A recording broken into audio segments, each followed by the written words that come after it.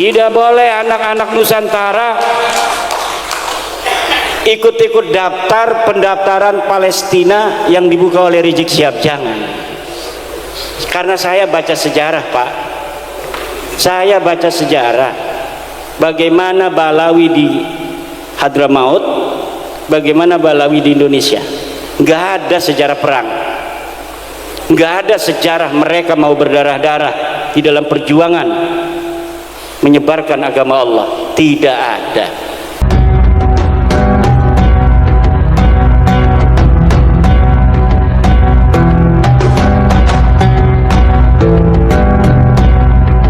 Kemarin Rizik Syihab dalam 212 usul untuk membuka yang namanya pendaftaran jihad ke Palestina.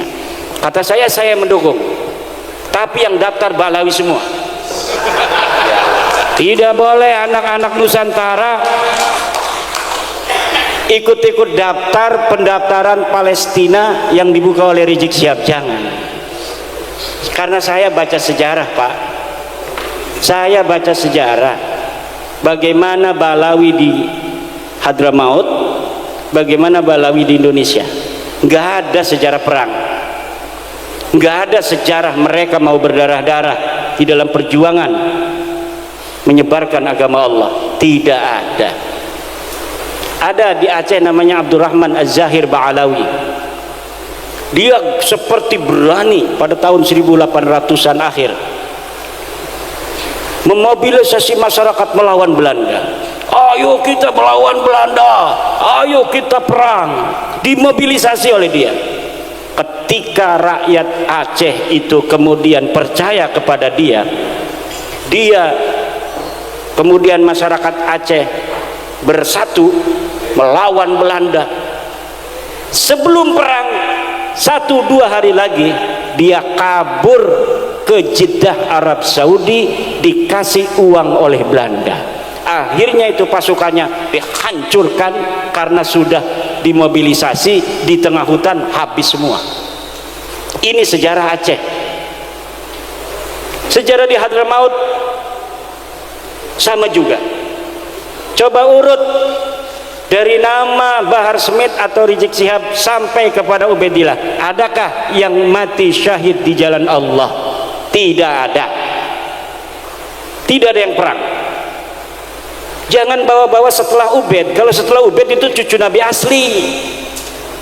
Kalau seluruh keturunan Nabi itu ya jiwanya jiwa perang, sama dengan orang Jawa.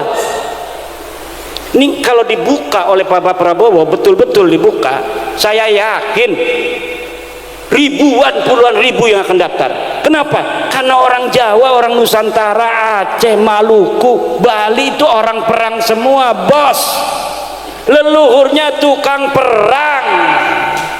Saya yakin kalau dibuka semuanya akan daftar, atau bukan semuanya, banyak yang akan daftar. Maka saya tidak setuju kalau dibukanya atas nama anak Nusantara, tapi untuk Ba'lawi aja. Coba kita lihat berapa Ba'lawi yang mau dia untuk perang di Palestina. Bahkan kita akan nyumbang, PWI nanti akan nyumbang, betul? Kalau Ba'lawi siap berjihad di Palestina, kita nyumbang setiap DPD berapa? 10 juta.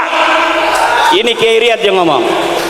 Sekali lagi, apabila ada keluarga Ba'lawi yang mau perang ke Palestina, setiap DPD PWI akan nyumbang 10 juta. Yang penting yang berangkat itu adalah Ba'lawi.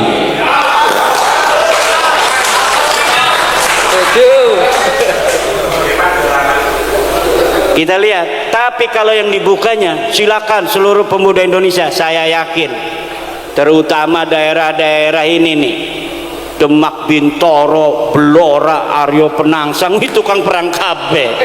Ngerisikaken Banten, Cirebon, Aceh, Pagaruyung dan lain sebagainya, Maluku, Papua, tukang perang kabeh. Ada yang lagi stres dia itu gara-gara kalah di DPRD, kala bupati segala macam, pasti dia ikut ke Palestina itu. Makanya jangan Pak Prabowo, jangan dibuka. Karena apa? Kita bukan penakut, Indonesia bukan penakut, tapi kita untuk perang di luar negeri itu membutuhkan pemahaman akan geopolitik global. Yang tahu geopolitik global itu pemerintah.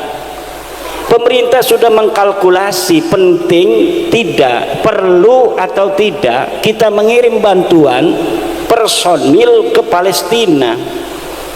Lah kalau tidak menghitung geopolitik, di Israel itu, di Palestina pinggir-pinggirnya ada Iran bos, ada Mesir, ada Irak, ada Yordan, ada Suriah, Yaman nyebrang. Tapi kenapa mereka tidak datang ke Palestina? Geopolitik global tidak memungkinkan. Lah ujuk-ujuk orang Indonesia mau datang ke Palestina, baru turun di bandara udah dibredel semua. Ini belum lagi secara syar'inya. Orang berjihad itu ada syurut, ada arkan bos. Mata yajibul jihadulana, kapan jihad itu wajib? Jihad itu wajib ada 3 hal. Pertama, inda hujumil a'da, ketika musuh menyerang ke kampung kita, ketika musuh menyerang ke negara kita.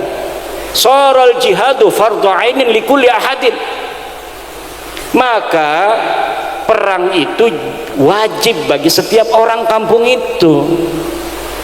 Yang kedua, indal tiqa'is saffain, ketika bertemunya 2 pasukan, kita perang di sana siap musuh, lah ini fardu ain, kalau kabur dia itu dosa besar. Yang ketiga adalah bistinfaril imam, kalau tidak ada istinfarul imam digerakkan oleh Presiden Prabowo, tidak boleh. Negara kita tidak diserang, tidak ada iltiqa'us saffain, kemudian kita tidak diistinfar, tidak dikirim oleh Imam Prabowo. Lalu kita di sana atas nama apa? Atas nama pribadi. Senjatanya punya senjata apa? Parang, keris dari Blora, mau menghadapi rudal nuklir. Ini kan kerisnya bukan sembarang keris. Mana ya itu yang tukang suwuk? Paling kita orang pakai suwuk, jimat al-aufaq kabeh.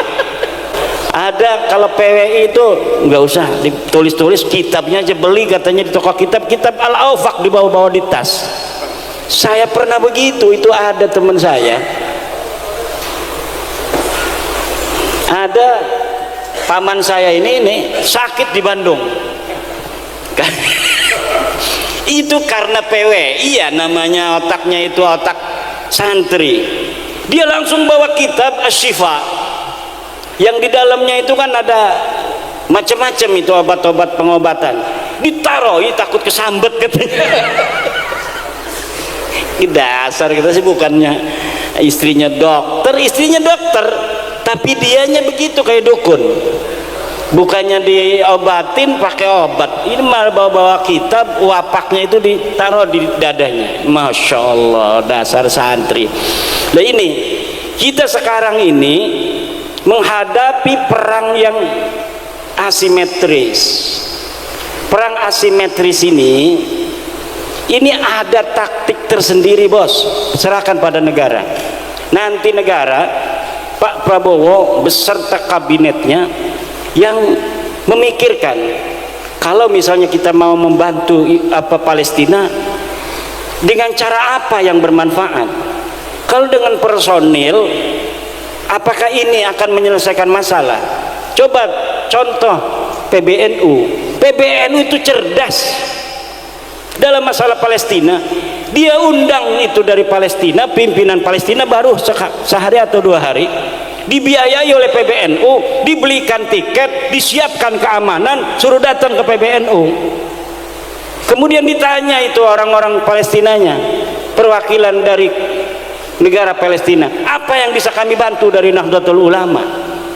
Kita NU sudah ngirimin miliaran rupiah langsung ke yang berhak, bukan seperti yang lain buka-buka donasi di mana-mana, taunya bukan untuk Palestina, untuk ISIS. Seperti ACT itu, ACT 2000 berapa itu telah terbukti bahwa dana-dana yang katanya untuk Palestina, dana-dana yang katanya untuk kemanusiaan, ternyata dikirimkan untuk ISIS, organisasi teroris yang mengacak-ngacak saudara Islam kita, yang mengadu domba antara Sunni dan Syiah yang ada di Syria. ISIS hancur diganti oleh Jabhatun Nusrah itu di Suriah. Jabhatun Nusrah hilang sekarang baru 2 hari. Yang namanya apa? Tahrirus Syam, HTS, Hizbut Tahriris Syam, Partai Pembebasan Syam. Sama aja ini ISIS ini. Dia ini cucunya ISIS. ISIS punya anak Jabhatun Nusrah. Jabhatun Nusrah punya anak sekarang adalah HTS, Hizbut Tahriris Syam. Dia rebut itu istananya Bashar al-Assad. Kenapa? Karena politik global pada Arab Spring 2011-an itu tidak berhasil mendongkel kekuasaan Bashar al-Assad. Seperti Irak dihancurkan Saddam Hussein, kemudian Husni Mubarak, kemudian di Libya Muammar Gaddafi dihancurkan oleh kekuatan global. Tapi Bashar al-Assad kekeh, kuat dan kokoh. Kenapa? Dia seorang sayyid, dia keturunan dari baginda Nabi besar Muhammad sallallahu alaihi wasallam. Bashar al-Assad difitnah, dia adanya itu asyhadu an la ilaha illa Ali segala macam, na'udzubillah dan lain sebagainya. Ini geopolitik global. Nggak paham kita, maka bantuan yang katanya untuk jihad, untuk kemanusiaan, ternyata masuknya ke organisasi teroris. Kalau NU ini Bapak ngasih Lajisnu, Bapak ngasih NU Care, itu langsung NU-nya datang pertama ke Al-Azhar. Setelah di Azhar, bagaimana caranya kami bisa masuk ke Palestina? Jadi tidak asal berikan kepada orang, karena banyak orang yang sekarang ini mereka itu atas nama Palestina fundraising, mengumpulkan dana umat, dana masyarakat, tapi tidak sampai kepada saudara-saudara muslim kita di Palestina, sampainya kepada teroris, sebagian lagi sampai kepada istri-istri simpanan. Ini kenapa tepuk tangan begitu? Punya ya? Nah, makanya PWI ini siap-siap, takut Bapak Prabowo secara hitung-hitungan geopolitik, karena tentara nasional Indonesia terbatas jumlahnya, ada 1 juta, sedangkan saya sebagai presiden berkeinginan membela saudara-saudara saya di Palestina, maka bangsa Indonesia 100.000 akan kami kirim untuk berperang di Palestina. Siapa yang mau daftar baru boleh. Yakinlah ke Balawi si Jacan kok. Blora 5.000, Grobogan 5.000, Sragen 5.000. Santrinya Kiai Riyad ditinggalin, dia pergi Palestina, sama istrinya cium tangan. Tunggu aku wahai istriku, mau kemana? Palestina. Ternyata gilir. Kalau itu namanya istinfar, dikirim oleh negara boleh. Kalau istinfar, kalau tidak dikirim oleh negara ngapain? Geopolitiknya itu rumit bapak-bapak di dunia ini. Kalau tidak rumit, negara Israel kecil, jumlah penduduknya aja berapa? Luas wilayahnya nggak kayak luas wilayah Jawa Timur, paling juga se Kabupaten Blora. Tapi kenapa begitu kuat dia sejak 1948 sampai sekarang? Ada sesuatu yang tidak bisa dijelaskan oleh hanya sekedar sebuah keinginan berjuang demi membela agama. Tidak hanya sesederhana itu. Maka tunggu aja negara Indonesia, apa kebijakannya. Negara Kesatuan Republik Indonesia terhadap Palestina kita dukung, itu saja.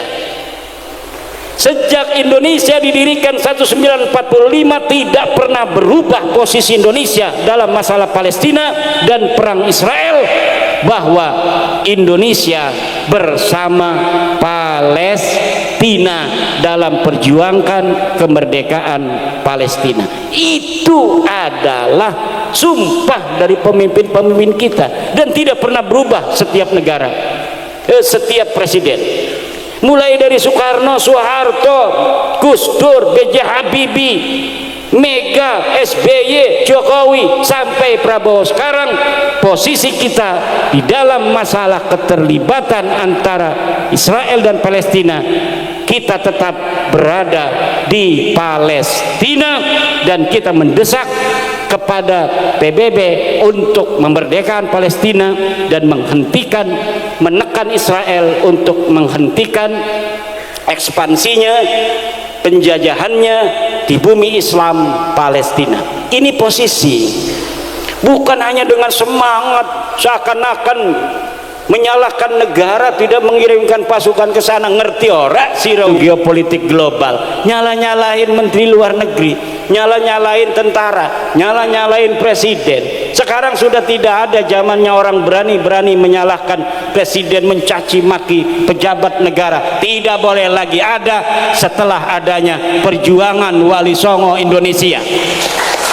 Karena bagi PWI, pejabat saudara kita, dia sama-sama anak Nusantara. Ulama saudara kita, guru kita, sesama anak-anak Nusantara. Tidak boleh siapapun yang boleh menghina putra putri Nusantara, para keturunan orang-orang besar di masa lalu yang hari ini mendiami kepulauan Nusantara dari Sabang sampai Merauke. PWI hadir untuk memberikan semangat baru bagi bangsa Indonesia untuk menghancurkan mental-mental terjajah yang ada di dalam hati nurani jiwa bangsa Indonesia.